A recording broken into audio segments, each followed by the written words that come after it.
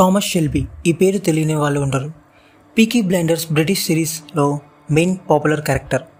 చాలామంది ఈ సిరీస్కి fans, including me. And mostly Thomas acting and attitude style అయితే పీక్స్. సో నాకు పర్సనల్గా Thomas way of style and attitude బాగా నచ్చుతుంది. సో అందుకని ఈ టాపిక్ మీద వీడియో చేద్దామని యూట్యూబ్లో కాస్త దీని గురించి ఏమన్నా ఉందా అని సెర్చ్ చేశాను. దీని మీద రిలేటెడ్గా నాకు చాలా వీడియోస్ అయితే కనపడ్డాయి, బట్ తెలుగులో అయితే అసలు లేవు.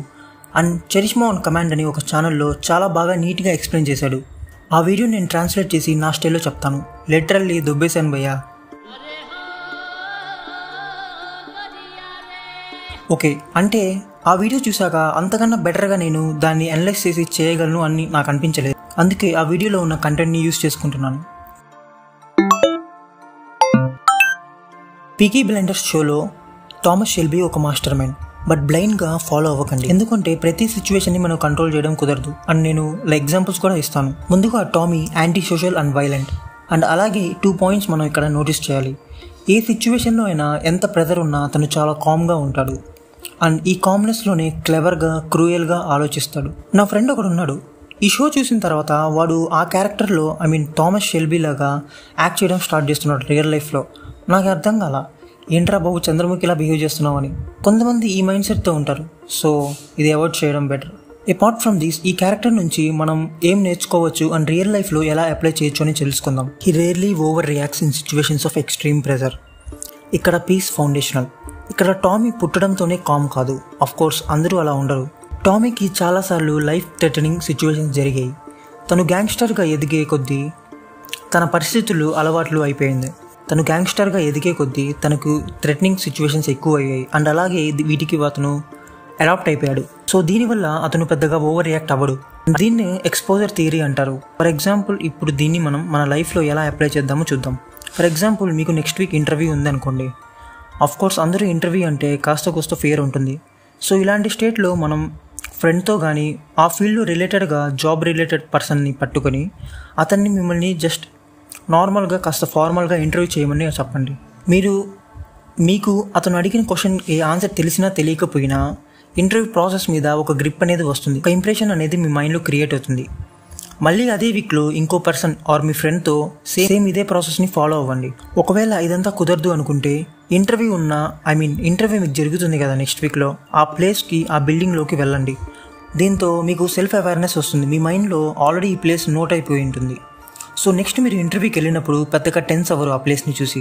ఎందుకంటే మనం ఆల్రెడీ చూసేసాం కాబట్టి అంత అన్కంఫర్టబుల్ ఫీల్ అవ్వము. అండ్ అలాగే స్ట్రెస్ కూడా తగ్గుతుంది. దీనికి రిలేటెడ్గానే ఇంకో పాయింట్ చెప్తాను. సోషల్ ఇంటరాక్షన్స్లో చాలామంది వీక్గా ఉంటారు. ఫర్ సపోజ్ మనం ఎప్పుడు సరుకులు థింగ్స్ అవసరాలు, ఇంట్లో అవసరాలకి ఒక రెగ్యులర్ షాప్కి వెళ్తూ ఉంటాం. బట్ చాలామంది వాళ్ళతో అంత ఇంటరాక్ట్ అవ్వరు. ఈసారి ఇంటరాక్ట్ అవ్వండి, వాళ్ళతో మాట్లాడండి. ఆ టైంలో మీ మైండ్లో అతని గురించి ఆర్ అతని షాప్ గురించి ఏదో ఒక ఇంప్రెషన్ మైండ్లో రన్ అవుతూ ఉంటుంది. అది అతని మొహాన పడేయండి. అది ఎంత ఆక్వర్డ్గా ఉన్నా పర్లేదు, అలా అని పిచ్చి పిచ్చిగా మాట్లాడకండి.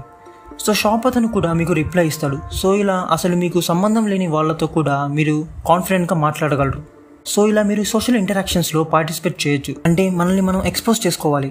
అండ్ అలాగే ఓవర్వెల్మింగ్ స్టేట్లోకి వెళ్ళకూడదు. It leads to trauma. And ఒకవేళ 2 స్ట్రెస్ఫుల్ మూమెంట్స్లో కూడా కూల్గా ఉండడానికి ట్రై చేస్తే టామీలాగా మారుతారు. ఈ సిరీస్లో ఒక స్టేజ్ తర్వాత మెంటల్ బ్రేక్ డౌన్ అయిపోతుంది టామీకి. ఇక్కడ టామీకి జరిగింది కూడా అదే. అందుకే తను చాలాసార్లు సూసైడ్ థాట్స్ కూడా వస్తూ ఉంటాయి. సో నేను చెప్పినట్టుగా మరీ స్ట్రెస్ఫుల్ కండిషన్స్లో ఇది వర్కౌట్ అవ్వదు. సో ఇలా మీరు కూల్గా, స్ట్రెస్ ఫ్రీగా, ఫియర్ ఉండాలంటే కాస్త టైం పడుతుంది. ఆ పరిస్థితులను మీరు అర్థం చేసుకొని అడాప్ట్ అవ్వడానికి టైం పడుతుంది. సిచ్యువేషన్స్కి తగ్గట్టు ఎక్కడ రియాక్ట్ అవ్వాలి, ఎక్కడ అవసరం లేదు అని తెలుసుకొని ఫాలో అవ్వండి. Don't rush in too fast. Out smarting people అంటే చలాకీగా, కన్నింగ్గా మనకి తగ్గట్టు పరిస్థితుల్ని మార్చుకోవడం. సిరీస్ చూసిన వాళ్ళకి తెలుసు, టామీని మ్యాక్సిమం అందరూ హేట్ చేస్తారు.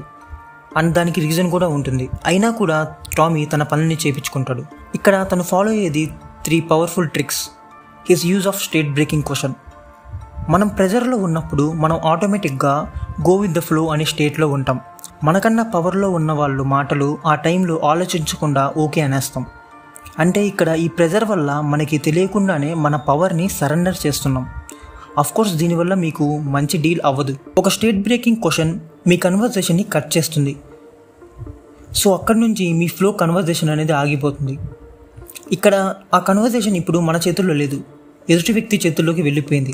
మనం జనరల్గా చూస్తూ ఉంటాం, ఫ్రెండ్స్లో, ఫ్యామిలీ ఆర్ స్ట్రేంజర్స్లో ఉన్నప్పుడు మనం మాట్లాడుతున్నప్పుడు సడన్గా ఎదుటి వ్యక్తి పాయింట్ రేస్ చేసి మాట్లాడుతూ ఉంటాడు. అప్పుడు మన ఫ్లో కట్ అయిపోతుంది అండ్ మీరు చూస్తూ ఉంటారు, ఇట్స్ ఓకే, పర్లేదు అనుకుంటారు.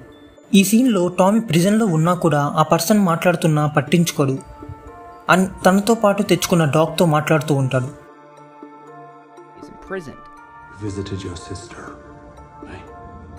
థామస్ షెల్బీ ఎప్పుడు తన దగ్గర పవర్ ఉన్నప్పుడు తన ఫ్లోని ఎదుటి వ్యక్తి బ్రేక్ చేయడానికి పర్మిషన్ ఇవ్వడు అండ్ ఎవరన్నా మధ్యలో క్వశ్చన్ చేసినా తను ఆపకుండా ముందు తను మాట్లాడతాడు. వాళ్ళని తన ఫ్లోని బ్రేక్ చేయడానికి పర్మిషన్ ఇవ్వడు, ఎలో చేయడం అనమాట. ఈ సీన్లో చూడండి.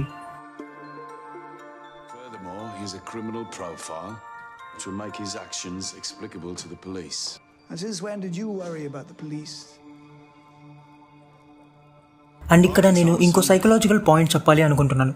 ఎప్పుడన్నా మనం ఇంపార్టెంట్ విషయాలు మాట్లాడుతున్నప్పుడు స్లోగా మాట్లాడాలి అండ్ మీరు దేని గురించి మాట్లాడుతున్నారో ముందుగానే ఆ పర్సన్కి క్లారిటీ ఇవ్వాలి. అప్పుడే తను మీ మోడ్స్ని, మీ మాటల్ని జాగ్రత్తగా వింటాడు.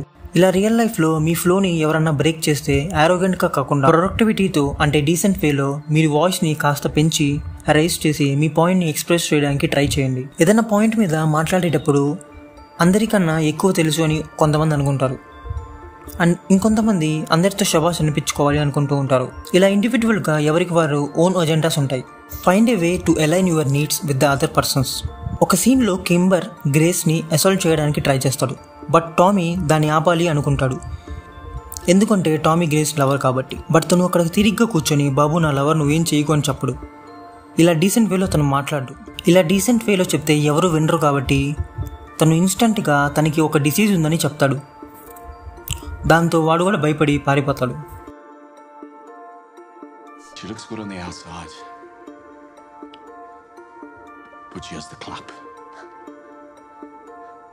ఇలాంటి సీన్ని మనం గుడుంబ శంకర్ మూవీలో కూడా చూస్తాం, బట్ అది ఫన్నీ వేలో అనుకోండి. అండ్ అలాగే ఇంకో చోట టామీ ఇటాలియన్స్కి వార్లో ఓడించడానికి వేరే ఫ్యాక్షన్ హెల్ప్ తీసుకుంటాడు, సోలమన్ హెల్ప్ తీసుకుంటాడు. బట్ టామీ నువ్వు ఇలా నాకు హెల్ప్ చేయి, నేను నీకు హెల్ప్ చేస్తాను, రైట్ డెసిషన్ తీసుకోవచ్చు, తోటగా చెప్తూ కూర్చోడు. ఆ పర్టికులర్ పర్సన్కి, సోలమాన్కి ఎలా హెల్ప్ అవుతుందని ఎక్స్ప్లెయిన్ చేస్తాడు ఫస్ట్. ఆ వార్ జరగడం వల్ల తనకన్నా అతనికే చాలా అవసరం అని నమ్మేలా చేస్తాడు అండ్ అతనికి వచ్చే బెనిఫిట్స్ గురించి మాట్లాడతాడు. సో ఇలా మాట్లాడి ఎవరైనా బుట్టలో పడాల్సిందే. బట్ ఈ మెథడ్ వర్క్ అవ్వాలంటే ముందు మీకు మీరు కన్విన్స్ చేయాలి అనుకున్న పర్సన్కి అసలు ఏం కావాలో అని తెలుసుకోవాలి. ఆ సిచ్యువేషన్ని తన పర్స్పెక్టివ్లో చూడాలి. You must try to first view the world from their perspective. అందుకే ఎప్పుడన్నా మనం కన్విన్స్ మోడ్లో ఉన్నప్పుడు ఒక డీల్ ఆర్ ఆఫర్ని క్లోజ్ చేయాలి అనుకుంటే అతనికి వచ్చే బెనిఫిట్స్ కన్నా ముందు అతను ఏం కోల్పోతాడో చెప్పాలి. మ్యాక్సిమం ఈ టెక్ని నెట్వర్క్ మార్కెటింగ్లో యూజ్ చేస్తారు. అంటే ఏదైనా డీల్ క్లోజ్ చేయకపోతే రాంగ్ డెసిషన్ తీసుకున్నారనే ఒక ఇంప్రెషన్ని వాళ్ళ మైండ్లో క్రియేట్ చేస్తారు ముందుగానే. సో ముందు వాళ్ళకి ఏం కావాలో, వాళ్ళు ఎలాంటి వారో తెలుసుకోవాలి. ఇంత రీసెర్చ్ రియల్ లైఫ్లో కుదరదు, ఓవర్గా ఉంది వీరు చెప్పే పాయింట్స్ అని మీకు అనిపించవచ్చు. ఒకవేళ మీరు ఈ పాయింట్స్ని ఫాలో అయినా కూడా మీకు అన్క్లియర్గా అనిపిస్తే డైరెక్ట్గా మీరు కన్వర్సేషన్లో ఉన్నప్పుడు అసలు నీకేం కావాలి అని ఆ వ్యక్తిని అడిగేయండి. ఈవెన్ వైకింగ్స్ అనే సిరీస్లో కూడా మెయిన్ క్యారెక్టర్ ఇదే ట్రిక్ని యూజ్ చేస్తాడు. అందులో మెయిన్ లీడ్ వెస్ట్ సైడ్ వెళ్ళాలి, అక్కడ నిధి ఉంది అనుకుంటూ ఉంటాడు. బట్ కింగ్ ఏమో ఈస్ట్ సైడ్ వెళ్ళమంటాడు. బట్ వెస్ట్ సైడ్ వెళ్ళడానికి తనకి మనుషులు కావాలి. సో అతను అక్కడ కింగ్ని ఒక విలన్గా ప్రజెంట్ చేసి వెస్ట్ సైడ్ రాకపోతే వాళ్ళేం కోల్పోతారో ప్రజెంట్ చేస్తాడు. వాళ్ళకి ఒక బయర్ని క్రియేట్ చేస్తాడు అండ్ ఒకవేళ తనతో వస్తే ఉండే బెనిఫిట్స్ని ఎక్స్ప్లెయిన్ చేస్తాడు.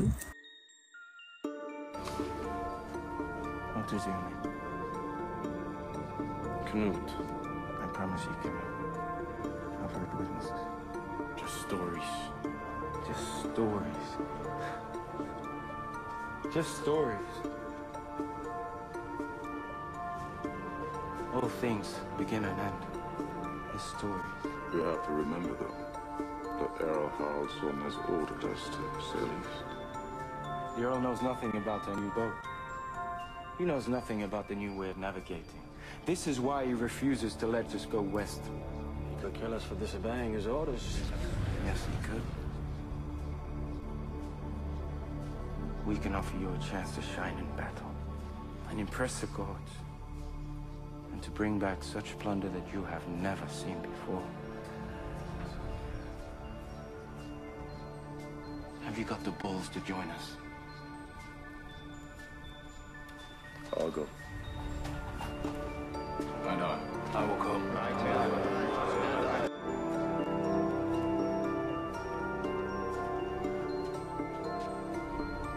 What about you, Colin?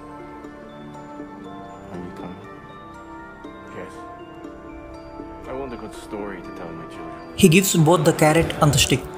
కొంతమంది గెయినింగ్ మీద ఎక్కువ కాన్సన్ట్రేట్ చేస్తారు, ఇంకొంతమంది ఎక్కడ ఓడిపోతామని ఎక్కువ కాన్సన్ట్రేట్ చేస్తారు. బట్ ఈ క్యారెక్టర్ రెండిటి మీద యూజ్ చేసుకుంటాడు.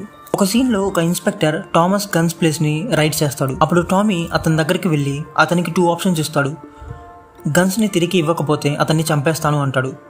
ఆర్ కొంత టైం తర్వాత ఒక ప్లేస్లో గన్స్ని అరేంజ్ చేసి తనకి అడ్రస్ ఇస్తాను, పోయి నువ్వు రైడ్ చేసుకో అంటాడు.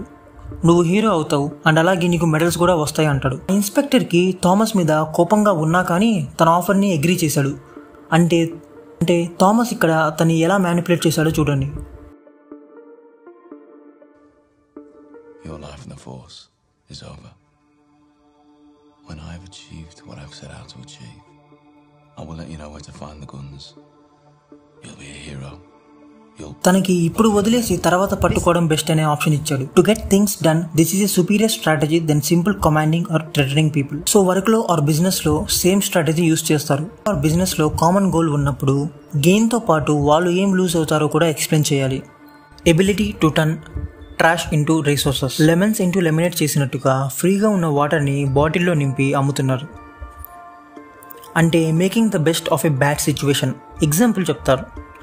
ఈ సిరీస్లో ఆర్థర్ మీద అటాక్ జరుగుతుంది. ఆర్థర్ థామస్ బ్రదర్ అనమాట. అలా అటాక్ జరిగినప్పుడు లూకిచ్ అండ్ గ్రేటా అనే 2 హైడ్లో ఉంటారు. వీళ్ళ మీద రివెంజ్ చేసుకోవాలనుకుంటారు. వాళ్ళే అటాక్ ప్లాన్ చేస్తారు. అప్పుడు టామీ ఆర్థర్ మీద జరిగిన అటాక్ని యూస్ చేసుకొని ఆర్థర్ చనిపోయాడని చెప్పి స్ప్రెడ్ చేస్తాడు. రియాలిటీకి ఆర్థర్ చనిపోడు.